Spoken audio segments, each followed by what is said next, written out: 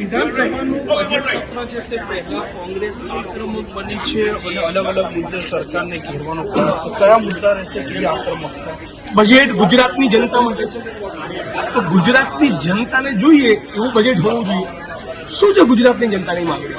ગુજરાતના ખેડૂતોની માંગણી છે કે અમારું દેવું માફ થાય.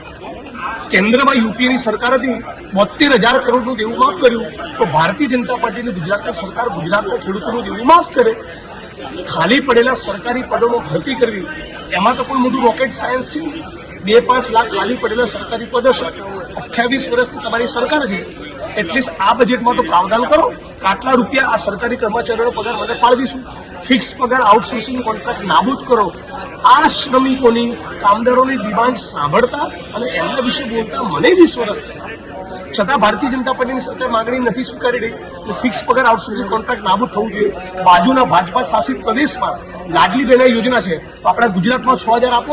ગુજરાતની બેન દીકરીઓ, માતાઓ, ભૂપેન્દ્રભાઈ ને નરેન્દ્રભાઈ માટે લાડલી બહેનો નથી. 500 રૂપિયામાં રાજસ્થાનમાં સિલિન્ડર મળે છે, તો ગુજરાતમાં પણ સિલિન્ડર મળવું જોઈએ. આ મારી માગણીઓ છે. નાના અને મધ્યમ કક્ષાના જે ઉદ્યોગો છે એમના માટે પણ ખૂબ દેવું છે. એમને તમે કેશ ક્રેડિટ આપો, એમનું દેવું માફ કરો. ખાલી કોર્પોરેટ કંપનીઓને એન્ટરટેન કરો અને સ્મોલ અને મીડિયમ સ્કેલ ઇન્ડસ્ટ્રીઝની ઉપેક્ષા કરો, જે બેકબોન છે ઇકોનોમી. આ બધી માગણી લઈને અમે ઉભા છીએ. દારૂ બચતા મામલે પર આજે કારણ કેવો રહેશે આપનો વિચાર છે? મારા નિયાજ જેવો રહેશે. આઈ થિંક માનનીય અમિતભાઈ અને શૈલેષભાઈ એ પ્રશ્નોત્તરી કારણે પ્રશ્નો ઉપાડશે અને હું જ્યારે રાજ્યપાલની સ્પીચને રિસ્પોન્ડ કરીશ અથવા ગૃહ વિભાગમાં બોલીશ ત્યારે ઉપાડીશ. આખા ગુજરાતમાં મેસેજ સંભળાવી ઉપાડીશ.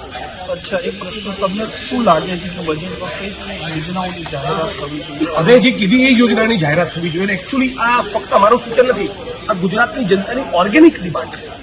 અને ગુજરાતના કર્મચારીઓને પૂછો કે ફિક્સ પગાર આઉટસોર્સિંગ કોન્ટ્રાક્ટની નાબૂદી થવી જોઈએ. 5 લાખ લોકો તમને કહેશે. આશા વર્કર, આંગણવાડીની બેન, જીઆઈએસએફના જવાન, સફાઈ કામદાર, મલ્ટીપર્પઝ હેલ્થ વર્કર, પંચાયતના પટાવાળા, હોમગાર્ડના જવાનો, વીસી, બધા જ એક સુરે કહેવાય છે. નર્મદાની કેનાલોનું નેટવર્ક હજારો કિલોમીટર લાંબુ નેટવર્ક નથી બની રહ્યું. એસસી, એસટી, ઓબીસી, માઇનોરિટી એ સમાજનો વંચિત સમુદાય છે. મુસ્લિમ સમાજ, બીએનટી સમાજ, આદિવાસી, ઓબીસી, દલિત, એને એની વસ્તીના પ્રમાણમાં બજેટ મળે. વસ્તીના પ્રમાણમાં ના મળે એટલીસ્ટ 1/3 મળે.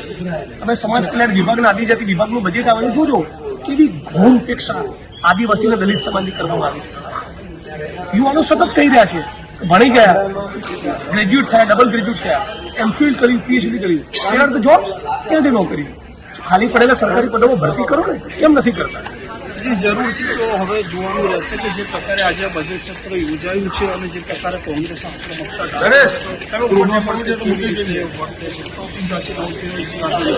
વૈષ્ણવજન તો તેને કહીએ જે પીડ પરા